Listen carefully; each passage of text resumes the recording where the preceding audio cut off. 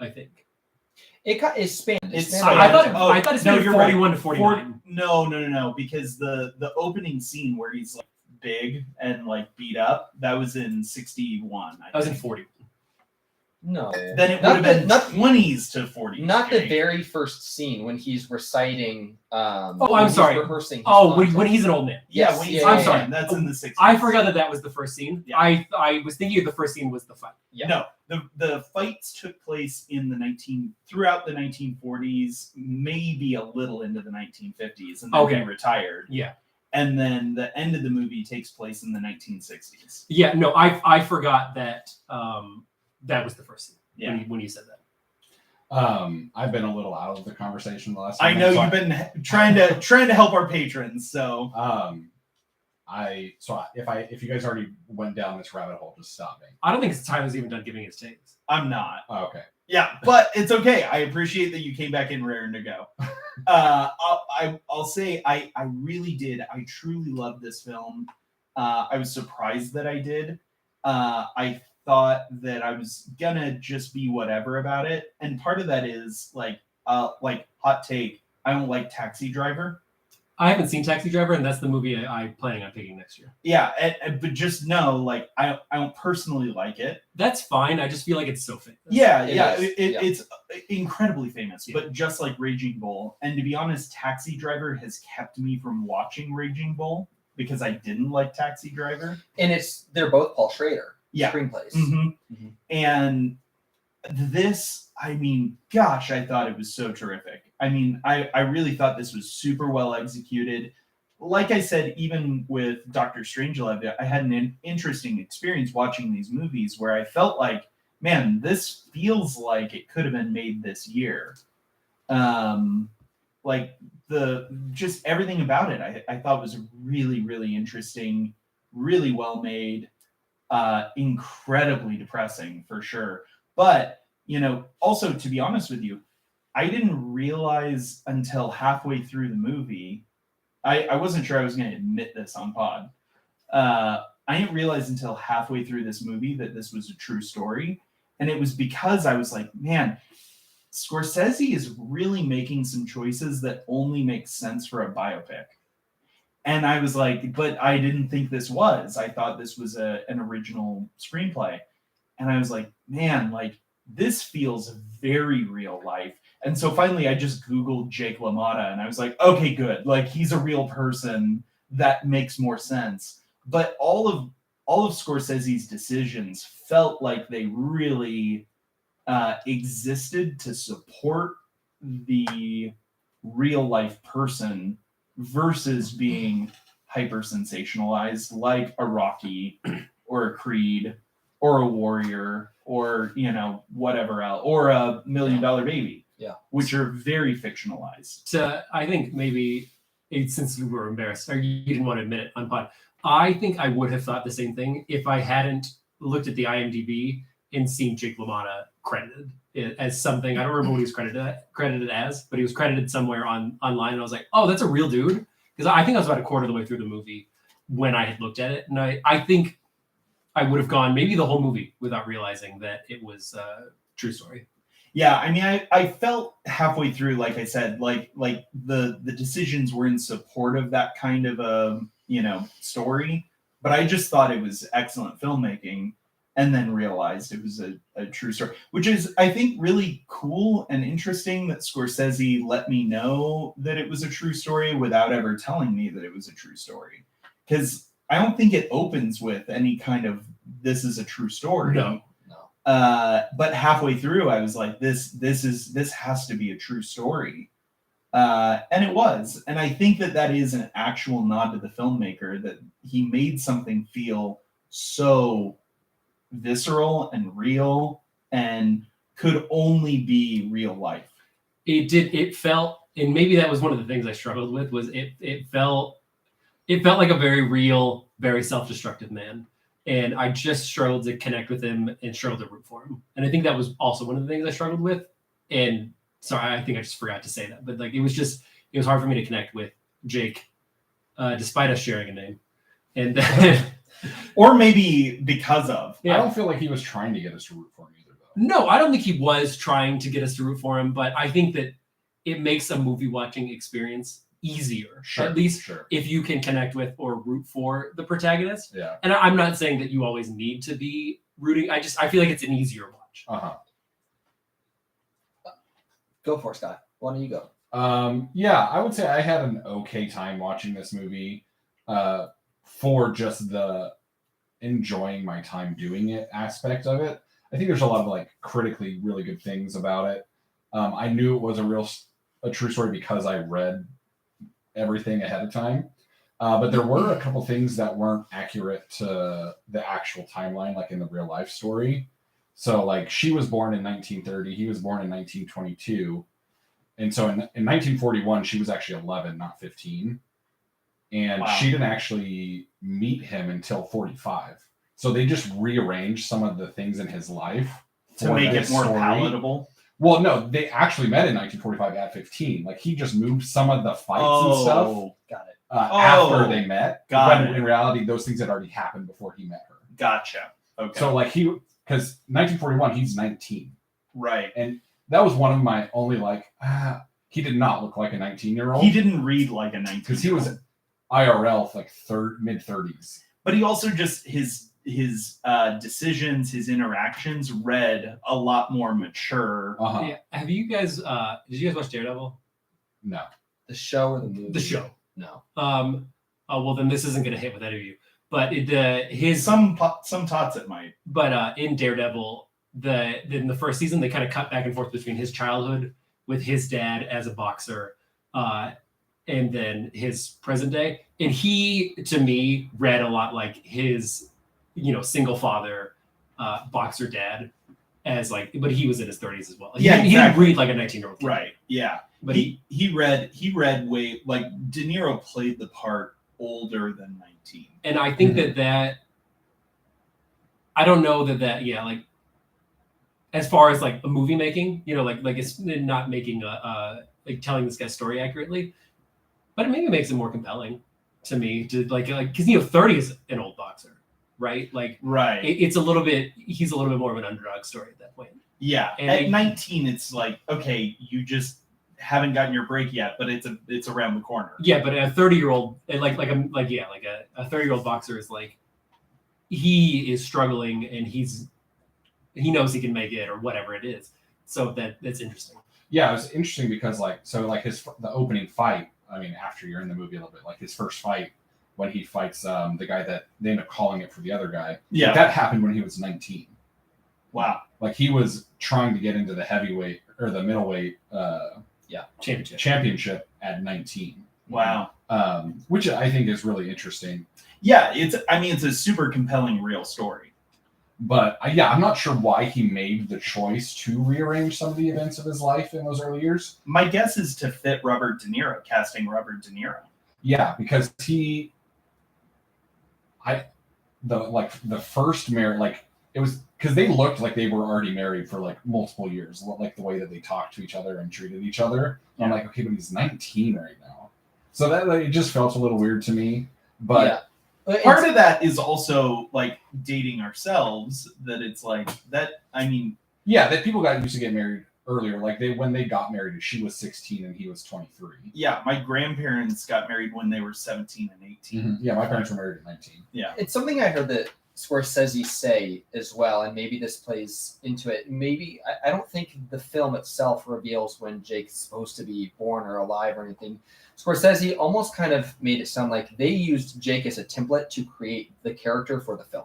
Yeah. They're a little less interested in telling the story of Jake, even though it's clearly based on Jake. But he said, we're not trying to accurately tell the story of Jake's life.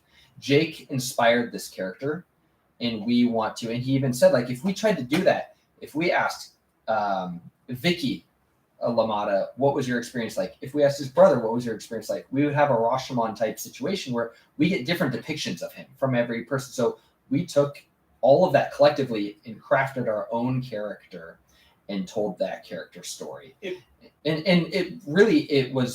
was Robert De Niro's project from the get-go. He was the one that brought Scorsese in, and De Niro was the one that really kind of spearheaded this. And so I don't think there was ever really a time where they considered casting anyone other than De Niro for the film, and so maybe Interesting. that really was more the case. Was just De Niro wanted to play this character and wanted to tell this story, and he's obviously not going to look 19. Mhm. So And I think maybe it's just a product of all of that, but this feels like a role for De Niro. Like I can't imagine. I can recast this. I actually thought this halfway through the movie, but carry on with your point. That was the whole point. Is I don't know that I can imagine not De Niro playing this role. But if you have a recasting, I would love to hear it. I thought halfway through this film, I thought we don't need another one of this. I think this is excellent. But I also thought I could see this being made today. And I would cast John Bernthal ooh, as Jay LaMotta, that'd be really good. and I would cast Lady Gaga Oh, I like that. as his wife. Like, I think that those two today would pretty much make, and that's why I would say I don't think we need to make that movie, because I think they would just make the exact same movie just as well. If you I'm know? honest, and I don't mean this to throw shade at John Bernthal and Lady Gaga, but I do feel like they could play.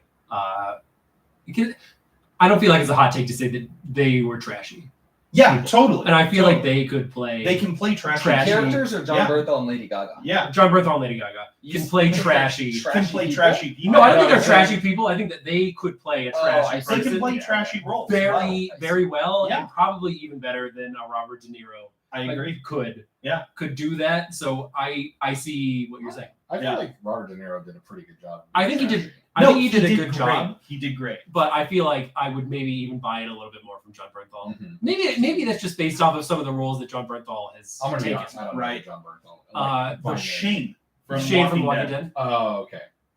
and he was the Punisher. Yeah, I know who you're talking about now. Yeah. Also, I don't know. Once again, I was out for 8 minutes earlier in this episode. Did you guys talk about how Robert De Niro put on 60 pounds for old? I haven't. He did that really? Yes, I actually haven't even given my take yet. Oh, okay.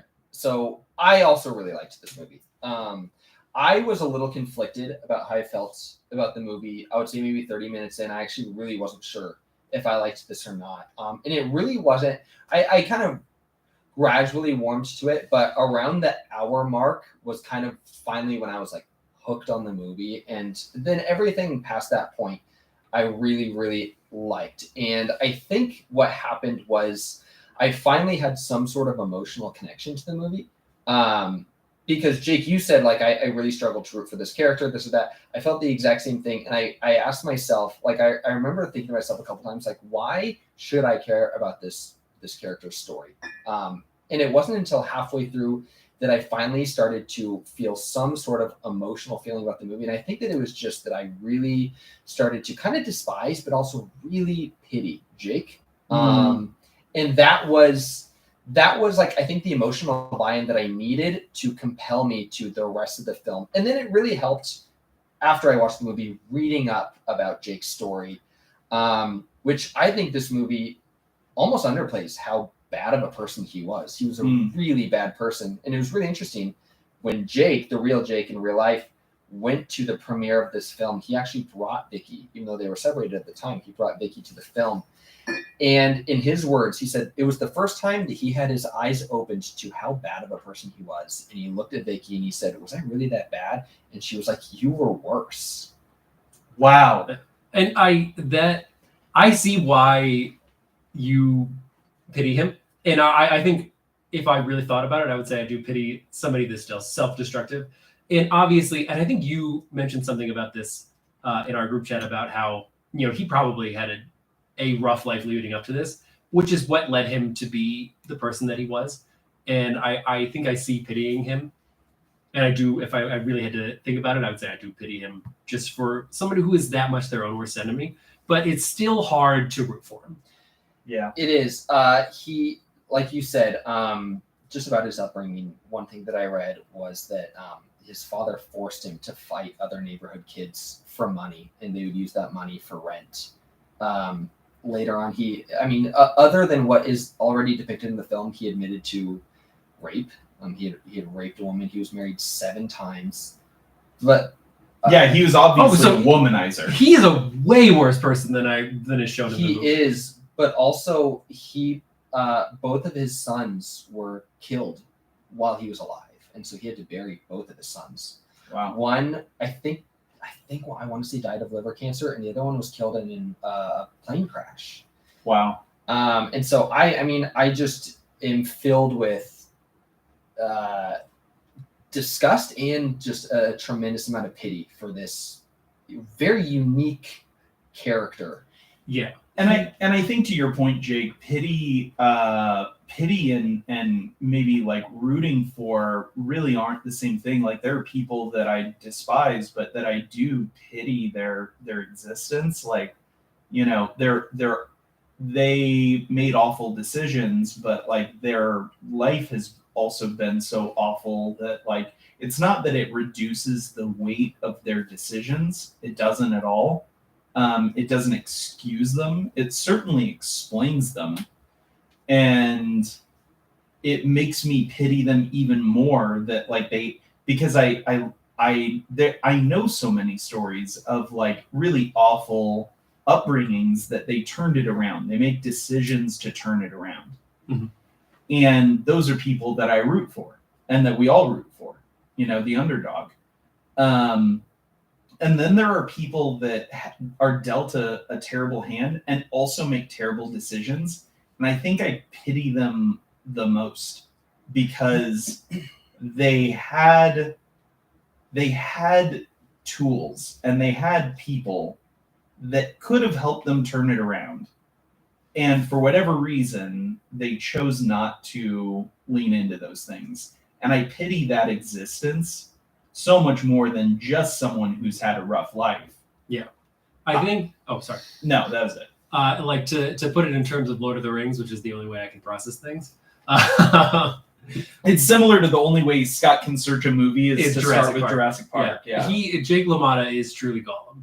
Like you pity Gollum, but you do not root for him. No, yeah. And I think I thought that a little bit ago, and that'd be funny to say. No. But it's also, I think, fairly accurate to maybe how I felt about the movie. Like if I was watching a movie about Gollum, I'd be like, man, that sucks. But I hate you. Yeah. You know? Yeah. And go ahead, Tyler. I was just gonna say I have empathy for you, but I don't. I'm not on your team. I'm not on your side. Yeah. And I honestly, I think that like we called this a boxing movie. I don't think this is a boxing movie. There's less than 10 minutes of boxing footage in this film. Yeah, like this is a movie about Jake, and boxing is kind of tangentially related to the story. Yeah. I would say. Now I will say the boxing sequences are electric. I was just gonna say, like, I wish we had more than 10. Yeah. Because they're really good. Those are my favorite parts of the movie, and like I think boxing is a sport that I would like to get into more. And I just honestly, I think what it is that boxing is mostly pay-per-view, and I don't want to buy a boxing match because I don't know if I'm going to enjoy it. But like, excuse me, I'm sorry. If I watch an old boxing match, like I watched HBO has a terrific Muhammad Ali documentary, and I think Muhammad Ali is very charismatic, and there's a lot of reasons to what. But I love watching like old boxing footage and like a boxing movie. I really like. But I think I was expecting a boxing movie, and this really wasn't. And so that like this movie didn't come into what I was expecting, and that might have been another reason why I struggled watching it. Well, It was for sure way more $1 Million Baby than it was Warrior. Yeah, but I feel like $1 Million Baby was even much more of a boxing movie than this was. You know, Maybe. Yeah, I don't know. Like, yeah, because like at least like a lot of the development of the characters It and like happens in the context of a the boxing. gym. Yeah, Yeah. we like we're watching Jake just eat himself to death or whatever it is that he's doing, and like getting fat and like just like being really controlling and abusive of his wife, and honestly kind of pushing boxing to this side, even though that's like his main goal in life is to be a better boxer and to win. He's most of the movie I feel like we see him shoving boxing off to the side and not focusing on it at all. Self-destructing. Which is his entire. He's just so self-destructive. I actually developed a lot of empathy in this movie, surprisingly, for Jake. I think at times I'm prone to self-destruction, and you guys have been witness to that at times in my life, and you guys have also pulled me off the brink of that. And I felt like I actually related to Jake at certain points in this movie because I was like, oh, this is what would have happened if I treated the people in my life like he treats the people in his life. Yeah, I mean, like that scene at the end with Joe Pesci was so So sad. heartbreaking. Because, like, I mean, his brother was just so on his side, and I think, like, I felt bad for Joe Pesci, but then I don't know, I don't think I realized how much, like, all of his actions impacted him forever. Like the way that he had not seen his brother in, I don't know, how long is it, like 10, 20 years Something since he's like seen his that. brother, and he still won't even talk to him. Yeah. You know, and like obviously all the things, like in the moment when he's like, did you sleep with my wife? Did you do all these things? And like he's like, how could you ask me that? I'm not answering that question.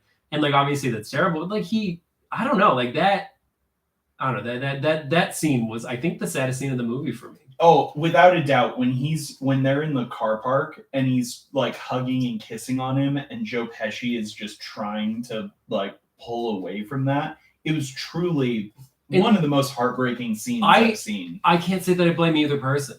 You know, like Yeah. I can't say that I blame Joe Pesci for, or God, not Joe no. Pesci. What's his brother's name in the movie? Is someone named Joey? Joey. Yeah, I can't say that I blame Joey for completely pulling away because of what happened. But I can't say that I blame Jake for just wanting something from his brother. He's lost everything. Like, it's so sad. Yeah. Yeah, I was gonna say, like, as much as I pity Jake, I was able to find one character to really like root for and I guess, for lack of a better word, enjoy when I'm watching on the screen. And that was Joe Pesci's character, Joey, because I don't necessarily think that he's a good person.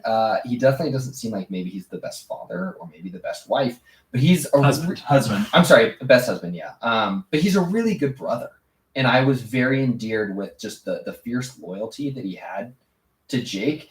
And just for Jake to use Joey's attempts to protect his brother against him and to assume culpability in something that never even happened, that eventually leads to Jake physically abusing him, was really powerful and heartbreaking. Yeah, I think, to get his fiercest defender so far away from him. Yeah. It's just like, because like every scene of the movie, when everybody was completely right to not be on Jake's side, Yeah. Joey was. And then it's just to have him be so far broken and have their relationship be so far broken that Joey was just like, I'm walking away from you and I'm not even going to talk to you until you completely corner me. It was just so sad. Yeah, and Joey he really had nothing to hide. He's really trying to protect his brother, and he's really trying to protect his sister-in-law.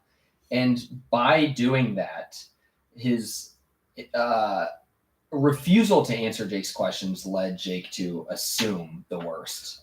But I 100% agree with him that, like, why should he have to answer that? He's been, like, You're right. Even exactly what he was doing was in defense of Jake. Definitely, yeah. And Even if it was wrong to do, I don't know that it was or wasn't. Like, it seemed like she was just, I mean, maybe I'm wrong, but it seemed like she was just trying to go out with people and not be controlled. And like, maybe it was wrong for him to say, you can't do this, but he was still doing it in defense of Jake. Right. And to see him turn on him for that, I can 100% understand why he wouldn't even answer that question. Yeah, I agree. Well, how did you guys feel about Joe Pesci's performance? Because this was kind of his breakout role. Yeah. Scott, we haven't heard from you in a little bit. I was actually thinking about Joe Pesci, and I thought he did super good. I understand why like people started casting him after this. Yeah. I think he fit, and it makes sense the roles he was cast in as well, like how he played this character, kind of slimy but also super like loyal, which is similar to a lot of the other roles that we've seen him in, even on the pod.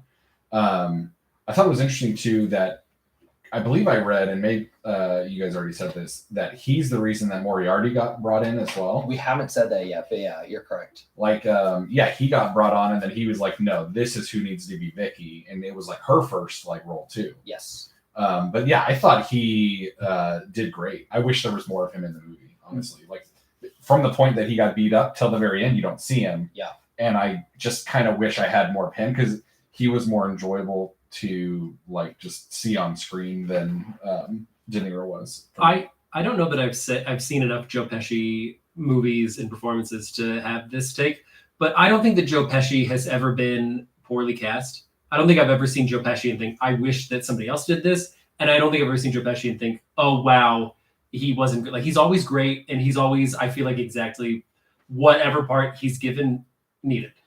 I feel him and Steve Buscemi, I feel that way about. It's so funny you say that because I thought about a few minutes ago. I was like, okay, I brought up the John Bernthal and Lady Gaga, and we all, well, at least Zach and Jake, you seem to agree that could be good. But I was thinking about recasting Joey, and I couldn't think of anyone that I felt like I truly felt like John Bernthal. To be honest, there were some scenes where I was like, yeah, John Bernthal could have done that better. Honestly, even than Robert De Niro did. And Robert De Niro is truly one of the greatest actors Of our lifetime. But I thought John Bernthal could have done it better. And there were some scenes with Vicky where I was like, man, this reads so much like some of Lady Gaga's acting performances. But I've seen her do it better. And like I really stand behind that recast. But for real, like Joe Pesci was so perfect in this role. Yeah, and I think I would like to watch more Joe Pesci movies, but I think it's because I think I've never seen something that he wasn't the right person for. And I don't know how that's happened. I don't know if it's like maybe wisdom or just like foresight on his part to know what he should and shouldn't take, or his agents or directors, but he's just been right for everything he's done that I've seen. Something really interesting too is that he was kind of on the fence about taking this role. Really? Yeah, and prior to this movie, he had only acted in some like really small time stuff that like his friends had made. And Martin Scorsese happened to know one of the guys that had like made one of the films that Joe Pesci was in, and so he told Martin to consider Joe Pesci, and he had him read for the script, and Pesci was kind of on the fence. And the reason being was he wasn't sure if he wanted to be an actor at that point. That's nuts. It is pretty nuts. It just, I mean, like, he's maybe not the most famous person, but like he's been in like some like all-time great. He was in The Goodfellas. He was in this movie, which even though I struggled with, he is like an all-time great movie. To like have him be like, I don't know if I should have been an actor, when he's been in some of the greatest movies ever by a lot of people's estimation. That's nuts. So I wanted to look it up who won, because Pesci was nominated for Best Supporting Actor, didn't get it. And I wanted to look up who got Best Supporting Actor. And it was Timothy Hutton for Ordinary People, which I've never seen before. I haven't even heard of it. I don't think I have either. I don't want to undersell Robert De Niro, though. Robert De Niro has always been an actor that I enjoy. He's not someone that comes to mind when I think of like all-time great actors. I thought he was terrific in this film, and he really blew me away. I don't know if anyone could have done this better than him, and he like floored me in this film. So let me ask you. So you said you hadn't thought of him before as all-time great actors. Would you now? Maybe. I mean, I think that I would consider this maybe all-time great performances. But if you ask me, like, what are some other like amazing performances Robert De Niro? The Intern, obviously. Meet the Fockers. Hey, don't knock The Intern, okay? That's a very fun, feel-good movie. I love it to death. I actually haven't seen it, but I feel like it's probably not one of the greatest performances of all time. Probably not. And the thing, No. Robert De Niro is a very prolific actor. He's been in a lot. So he's been in a lot that I still have not seen. And a lot of them are just Scorsese films. I feel like that's the thing. Like, also about like old rock stars. Like, so many people, actors, are just artists, I guess, in general, maybe 20, 30 years ago, we're just doing so much. Yeah. And people just don't do as much anymore. So, like, you have these people that have, like I think about David Bowie, for instance, who I love. I think David Bowie is one of the greatest musicians ever. But then if I listen to half of his albums, they suck. They're bad. But then I guess it's just law of averages. You put enough out there, hits, and then something's going to be good. Right. Yeah, he has enough good songs to make up maybe 3 albums worth. But then he's made however many albums. Honestly, like, it was a time where you made an album, maybe 2 albums a year. and he was doing it for like 40 years. I feel like a role that other people would go to demonstrate De Niro's maybe level of acting would Little be, Fockers. Yes. It'd be The Intern. It'd be Little Fockers. And then like, Raging Bull. way below that would be Godfather 2 and Raging Bull. Yeah. Yeah. Right. No, I was going to say Taxi Driver, which Yeah. I'm with you, Tyler. I don't really care for Taxi Driver either. Yeah. And I don't remember thinking De Niro blew me away on the same level that he did now. So if I were pressed to think of a role that was on the same level as this from De Niro, I couldn't do it. Could you think of a role, like how many roles, I get, because I think you love this a lot. So like how many roles outside of De Niro do you think are like this? How many performances have you gotten this like this? Well, I mean, I think DDL can deliver. Yeah. Adam Driver's had a couple. Sure, I'm that- not saying that it just seems like Zach thought it was one of the all-time great performances. So like how many all-time great performances are there? You know? I mean, I have to really think about it. But yeah, Right. I mean, what comes to mind is like DDL and There Will Be Blood.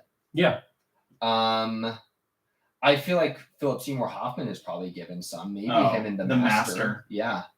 I think Leo. I think you could probably say that Leo's given some. Like, I think that there are other actors who are able to Django. deliver on this level more than once. Okay. And so maybe that's why Robert De Niro doesn't come to mind. But I would say this is up there. Like, he really blew me away. I agree with you completely. Like I don't particularly love De Niro. I don't have a lot of love lost for him, but I thought he was fantastic in this. I didn't know he was capable of this. I truly, like, throughout the movie, like De Niro, like I feel like this is the mark of a truly great performance, in my opinion, is that De Niro ceased to exist and it was just Jake LaMotta Yeah. for me. There were times I really did not recognize him. Yeah. Yeah. In both settings, when he was young and old. I think to change gears, and I think maybe to lighten it up a little bit, I think for all of us, we need to find a movie where the character is named like you, and you get a scene where people are chanting your name and people wearing jackets with your name on it. It was pretty cool. There's only one that I can think of for Tyler, and it's Tyler Durden. Yeah, that's not as cool. Yeah. I can't think of any Scots. I could probably come up with some Scots. All I can think of is Saved by the Bell For Zach. for me. Yeah. Yeah, but Zach like Morris. I've got to say, like watching people walk out with like Jake jackets, and like, why didn't they say LaMotta? And I was like, you know what? I deserve this. It was kind of interesting. Robert De Niro, he actually trained with Jake LaMotta. And Jake said that he was really good and that he could have been professional if he wanted to. He actually had De Niro sign up for a couple fights, and I think he fought 3 times and he won 2 of them. I wish I was alive at that time so I could go watch De Niro Yeah, that'd be crazy, fight right? people. He gained like 20 pounds of muscle. It's sad that the closest thing we have to that right now is Elon Musk and Zuckerberg. Which I'm pretty amped about. Oh, sure, I want to watch that, but like, how much more would you rather watch? Like, who? Well, Leo or Tom- somebody? Tom just Hardy. Tom Hardy. That's That's Hardy's actually doing it. going to happen. I hope so. I doubt. I think that I think Zuck himself just said like, "Hey, anything Elon said, don't trust it unless I've confirmed it." yeah, I think Elon's gonna back out. Of Yeah, this fight. Elon's been the one that's like, oh, like just doing it. It appears like just doing it for clout, Mhm. but Zuck is actually down. Elon's a big talker and an idiot. I don't feel uncomfortable calling Elon an idiot. I wouldn't call Zuck an idiot. I think he's probably very and smart. you famously don't like Zuck. I don't like Zuck. I don't think Zuck is stupid. I think that Elon Musk is stupid. I That's don't. crazy. It's not crazy at all. Yeah. Like if you hear him, so like I mean I'm in the industry. I think That- he holds opinions that are stupid. No, but like the things that he says about software engineering, for example, when he came in, he fired all the Twitter engineers, and he would like say things. He's like, oh, like everybody in the company has to send me their top 3 most salient pieces of code. I mean, to censor myself. What the hell does that mean? That means he's an idiot. He doesn't. He's not an engineer, and he wants to talk like he is. And I feel like because I know he's talking out of school here, I feel like he's talking out of school everywhere. He just got money because his dad was an emerald miner in South Africa, and then he had a bunch of money. He's invested well. He's just. invested well. I think he's a He moron. also helped create PayPal. Not really. Not really. He That was hasn't Peter helped- Thiel. What Elon Musk does is he comes in. He didn't help create Tesla. He just came in. He just bought. He spent a bunch of money getting himself listed as a founder of Tesla, but he came in like 6 or 7 years after Tesla was founded. Elon is a moron with a lot of money. I I agree. I don't want to take up much time talking about Elon Musk on the Raging Bull. Sorry, Yes. Scott baited me, and I have a lot No, of you opinions about started it. the No, conversation, yeah, he and I just just said I disagreed. disagree. Yeah. Yeah, he I just just he disagreed with me, and I have a strong opinion. About Okay. this. Maybe that can be Patreon content. Yeah. Maybe we can get some Zuck versus Elon commentary during the fight. Super down. Patreon content. What did you guys think of the cinematography in this film? I noticed it a couple of times. I thought it was really good. I thought it held up very, very well. I think I already said earlier that I think I struggled with the black and white decision and some of those like that decision. I think I struggled with. So I think the cinematography for me I struggled with. But Okay. Again, I don't think it was the wrong decision. It was just a decision that I wouldn't have made. It was really interesting hearing Martin Scorsese kind of talk about how intentional he was with the cinematography, but then also the editing, the way that they would speed up and slow down frame rates for different scenes. And there were scenes where, like he'd mentioned when they did it, and I remember thinking, like, I didn't even notice that happened because it was so minuscule the way that they would affect the frame rate. But to convey some sort of sense, whatever it may be at the moment, just like how intentionally he thought about it. But there were times where it did feel very obvious in a really interesting way. But the scene that I keep thinking about, that I went back and I watched several times, that I wish that I could just rewatch right now because I was kind of in awe of it, is the final fight between Jake and Sugar Ray. And I thought it was so interesting. And I think we've talked about on a different podcast, Tyler, we were talking about the Rocky movies and how sometimes those movies get a little repetitive and the fights are a little repetitive. And something that was really cool about Creed 3 was that Michael B. Jordan got a little creative to almost get a little surrealist. It with was the fight. blackout. Yeah, the Exactly. blackout around the ring. And this movie did that. It got very surrealist with some of these fights, specifically that one, to slow down, to have Sugar Ray almost kind of drop his arms, almost as if he's not about to fight, and to have him and Jake have this stare down. I think we have maybe like a very minor accordion shot in that scene. Everything about that scene, I just remember thinking, holy crap, this is so cool, so good. I loved that fight cinematographically. One of the things I loved so much about it, I did love the slow motion. Yeah, when he drops when they have the stare down, and then when the slow down, just wild haymakers coming in. But I loved the throughout that whole fight, we have not only frame rate changes, but we have editing pace changes where we have like a bunch of quick shots of like punches landing and like crazy blood spatter. It almost looks like arterial spray coming off. Oh, that honestly, that grossed me out a couple times. It Yeah. was really interesting. Scorsese said that was one of the reasons he liked the black and white, is because you couldn't tell if it was blood or sweat. Right.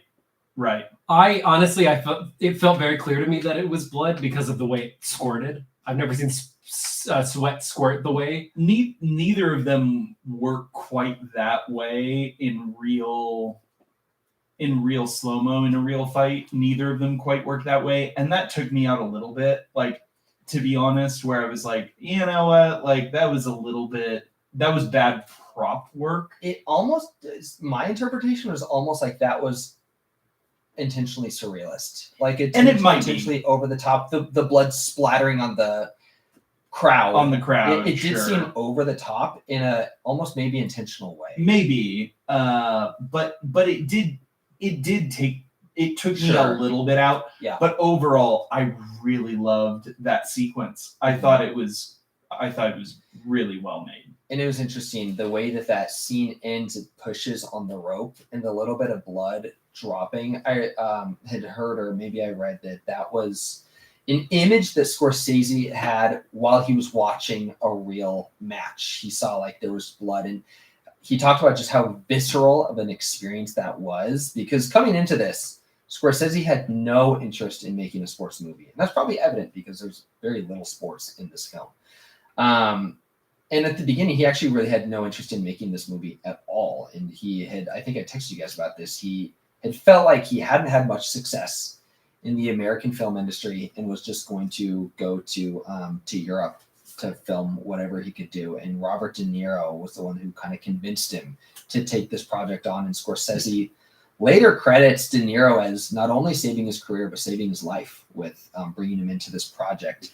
But then the more that he read about Jake LaMotta, and then the more that he kind of like exposed himself to boxing, he realized just how primal of a sport this is. And I think that really compelled him. And the image of like literal human blood on the rope was something that really stood out to him as being really interesting. And something that I heard Scorsese say that I thought was a little disturbing, but really interesting was what compelled him and compelled everyone involved in this project was that they all kind of saw themselves in Jake LaMotta. And he said, I see myself in Jake.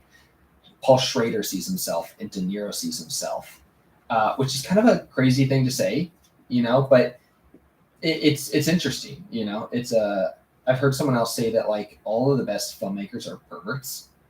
And so it's kind of interesting how like some of these people that tell some of the most compelling stories are not afraid to tell these really disgusting, feel bad stories, for lack of a better term. And maybe they're able to do it so well is because they're honest with themselves and they're able to see the worst parts of themselves in some of these really despicable characters.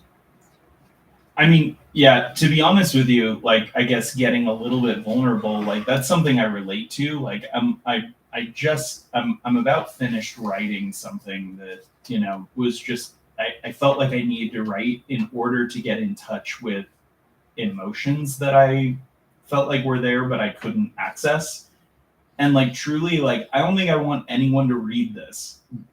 Like, it's just very dark and very grim and very despicable, but it helped me to like access emotions about something else that I'm going through that like I felt like were distant from me. And so I relate to that in some way. And like I said earlier, like I definitely like I could see Jake's story in my own story in a way that like, yeah, this is what like, yeah, you, Jake. Yeah. I can see your story in my own for the story. Patreons. Yeah, for the patrons, yeah. But like I can see how I could have ended up like this character and like this real life person. But obviously this is dramatized to a certain point, and I could see myself in this character. And it's a little vulnerable to say like, yeah, I'm one of those, I guess, perverts to, that point that whoever said that was. But I relate to it. Man, I thought this was an exceptional piece of art that well deserves its acclaim. I don't think this is a movie I'm going to watch again anytime soon, though. I don't think it's a movie I'm going to watch again ever, but I'm glad I've seen it. And if it comes up, which honestly, I don't feel like I've heard this movie even come up in conversation. And I'm a little bit surprised because of like what I read about it and how much it seems to have the acclaim that I never knew it had. But I'm glad that I can join in a conversation about it. But I probably will never watch this again. Yeah, I won't watch it. It does kind of feel like it's the film lovers type film. And it's interesting to kind of hear, I think different generations have different experiences with Martin Scorsese. Whereas like, I think this and Taxi Driver, and maybe even like Mean Streets or something like that, and then definitely Goodfellas are the films that people in older generations really know Scorsese by. But I feel like if we were to go and talk to all of our friends, they've all seen Shutter Island, which I think Martin Scorsese did that? Yeah, I don't think I realized that. And I think it's a good movie. I like Shutter Island, but I don't think that that's the film that like people who critique film professionally would ever bring up. It feels, I get to your point, it feels very different than any of the other Martin Scorsese films that I've seen. Yeah, definitely. Like, completely different. Like, or like Wolf of Wall Street, like I feel like it's almost like he has had a different, like our generation has kind of experienced him differently than the prior generations did. That's interesting. As a filmmaker, I feel like that's very rare. Yeah. Well, maybe we just haven't had the chance to experience it as much as we have with Scorsese because he's been so prolific, because he's made so many films Mhm. over such a long period of time. Maybe this is what we'll be saying about Jordan Peele in 20 years. Right. Yeah, maybe. I'm Truly. trying to think about a director right now that is. That, Yeah. Well, and you know who I almost feel like is kind of the opposite of that is Steven Spielberg, who is still working, has been making films for a long time, and I think still is making really great movies. But even our generation still remembers him from E.T. and from Jurassic Park. He started nostalgic. Yeah, and so I guess You it's know? easier Yeah. to do that. Right. Uh-huh. So yeah, I mean, I guess that's a good point. Like those are the kind of movies that like our parents would show us because they're not going to show us Taxi Driver as a kid. Or certainly not Raging Bull. Yeah, really none of his films. Yeah, But I it can't think is of a just kind of- family-friendly source. It is kind of funny how like Spielberg's films still are his early work is still very prevalent in the younger generations, their minds, and I feel like that's not as much the case for Scorsese. All right, what do you guys say we put this one to bed? Yeah, I gotta pee pretty bad. Zach, you're up first. Yeah, I'll give this 8.8 punched faces. I'm gonna give this 7.9 wives. Yeah, almost better than Fast Six. Almost.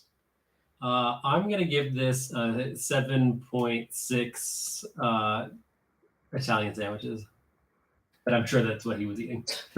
Tyler. I'm going to give this 8.7 miles of black and white film. Oh shoot! Can I change mine to Phil Leotardo's because the actor that played Phil Leotardo in Sopranos was in this, and I hated him as soon as I saw him. Yeah, you can say, yeah. This comes out to an 82%. Once again, Rotten Tomatoes gave this a 94%, and IMDb gave it an 8.2. So we're right in line with IMDb. I just want to say it's funny to me that like Dr. Strangelove got 9, 9.4, and 8.9, and it is still lower than that Yeah, by 1 point. I'll be honest. Talking about Scott surprising us, I thought Scott was going to rate this similarly to Doctor Strangelove. I'm surprised you too. liked it more than Doctor Strangelove. I said at the very beginning, like, Yeah, Doctor Strangelove bored me, and this didn't. No, I'm going not. into- I'm not talking about an hour ago. I'm talking about several days ago. Yeah, like Like- coming into today. No, I legitimately think Doctor Strangelove wasn't good. Yeah, we understand. Yeah, that. no, We I'm just understand. saying. I'm We're just- surprised that you thought this was good as well. Like Yeah, that. there's a that lot of surprised critical me. things. I thought you would have hated it. Yeah, Yeah. the I thing didn't like is the that story. that like there's Yeah, there's but- also many critical things that are good about Doctor Strangelove. Yeah. That it has a higher IMDb. I said in and that Rotten Tomatoes. episode, I didn't pay attention to the critical things because of how bored I was. Yeah, I'm just. We get it. We get Yeah. it. Just know that we were expecting you to crap on this movie, and it's a pleasant surprise Yeah. that you didn't. I was It annoys me expecting- actually a little bit because of what he just said right now, where he said that things were good about this, that there was nothing good about Doctor You Strangelove. can't. There That's was an like argument you can't win. Yeah, it's just like I feel like he is giving this movie credit, but not that movie. And I feel like they're both good movies. It's There Will Be Blood all over again. Yeah. Jake. You just gotta live with it. Honestly, I'm so upset about it that I don't have to pee anymore. I'll probably have to pee as soon as we're done. But I'm thinking about that instead. All right. Well, I think we're going somewhere really left turn. Yeah, out of you. this. Yeah, we're going to me, which is actually a Ron Howard movie. Like we were talking about Steven Spielberg being, mostly romantic and mostly nostalgic. Ron Howard as well. And we're going to. That's not right. This isn't No, Ron it's Howard. Steven Steven Spielberg. That's what it Okay, says. I'm sorry. You're just reading the next I one. read down. It's hard to see from this far away. Yeah, and I've got cords in my way, and I was like, this can't be right. We were talking about Yes. Steven Spielberg, and it is Steven Spielberg. You know what? And we're If going there to was a very nostalgic. if there was a different filmmaker, Ron Howard would feel appropriate. I let it go because I was like, okay, I guess maybe It I could thought be wrong. wrong, yeah. Yeah, it could have been Yeah. wrong. But no, it was definitely Steven Spielberg with Ready Player One. But Ron Howard narrates it like Arrested Development, right? He does. Oh, Yeah. okay, that's Yeah, good. he does. Yeah. Zach, any final thoughts before we get out of here? Yeah. PB time. Good round of apps. Yeah, we we're under our time limit. We got under time. Hey, Patreon, thank you guys so much. We appreciate you. And we look forward to more bonus content like you guys heard about in this episode in the coming weeks. Sorry that Jake just had to pee so bad that he couldn't say goodbye to you guys. And sorry you guys missed the first 15 minutes of this episode. Well, the middle 15 or so. We don't know. It was a little tricky. We're really sorry about that. We're going to work on getting better. But we appreciate you guys. You got to I don't send have us to do out of here. anything. Yeah. All right. Bye, Patreon.